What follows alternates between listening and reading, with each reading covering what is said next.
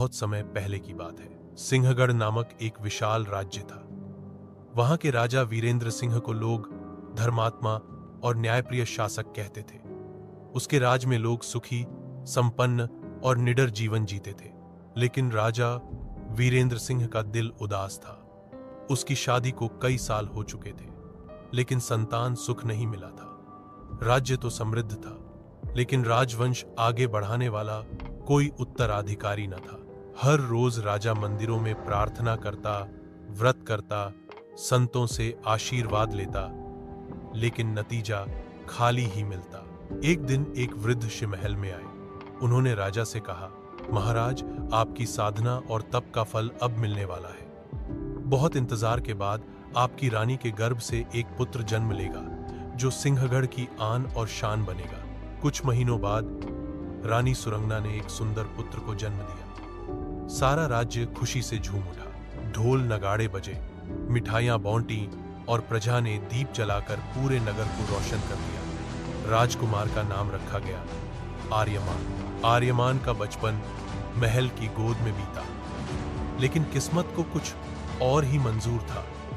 जब वह केवल 10 साल का था, तभी राजा वीरेंद्र सिंह बीमार पड़ गए। राजा ने मृत्यु से पहले रानी और बेटे का हाथ पकड़कर कहा, सुरंगना, मेरा बेटा अब मेरी सबसे बड़ी विरासत है। इसे न्याय, धर्म और साहस का रास्ता दिखाना, और तुम आर्यमान की ढाल बनना, जब तक यह खुद अपनी तलवार न उठा ले।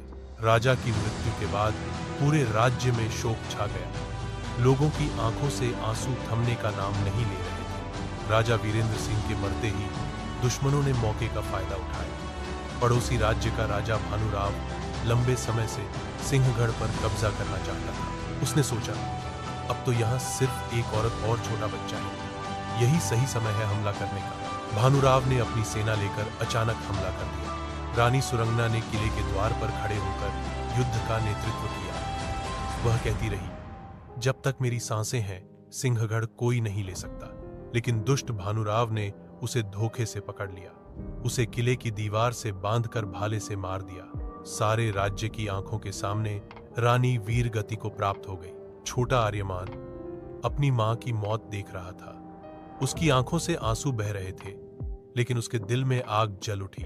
उसने आकाश की ओर देखते हुए कसम खाई, मां, पिता, मैं कसम खाता हूं कि एक दिन इस भानुराव का सिर काटकर आपकी चिता पर चढ़ाऊंगा। उस दिन से वह केवल बदले की आग में जीने लगा। आर्यमान को राजगुरु और सेनापति ने पाला। सुबह से शाम तक वह तलवारबाजी, धनुर्विद्या और घुड़सवारी का अभ्यास करता। जहां दूसरे राजकुमार खेलते थे, वहां आर्यमान सिर्फ युद्ध की तैयारी करता था। धीरे धीरे वह एक तेज तर्रार योद्धा बन गया। उसकी आंखों में निडरता और होठों पर एक ही वाक्य रहता, मेरा जीवन सिर्फ एक मकसद के लिए है, मां, बाप का बदला। 20 साल का होते ही आर्यमान ने सेना को इकट्ठा किया और ऐलान किया, अब वक्त आ गया है। आज हम उस दुष्ट भानुराव के राज्य पर चढ़ाई करेंगे। यह युद्ध बदले का है और न्याय का है। सिंहगढ़ की सेना रणभूमि में उतरी। आकाश में बादल गरज रहे थे, धरती कांप रही थी और सैनिकों के नारों से गगन गूंज रहा था। आर्यमान घोड़े पर बैठा था, हाथ में तलवार लिए। उसकी आंखों में वही आग थी जो बचपन में मां की मौत के वक्त जल उठी थी। युद्ध शुरू हुआ। दोनों राज्यों की सेनाएं भिड़ी। तलवारों की टकराहट से चिंगारियां उड़ने लगी। आर्यमान आगे बढ़कर दुश्मनों को काटता चला गया। उसकी वीरता देखकर सैनिकों का जोश दोगुना हो गया। आखिरकार उसका सामना भानुराव से हुआ। दोनों के बीच घंटों तलवारें बजती रही। भानुराव बोला, तू अभी बच्चा है, मुझे हरा नहीं सकता। आर्यमान गरजा, बच्चा वही है जिसने बचपन में मां बाप को खोया। अब मैं तेरे अंत का समय हूं।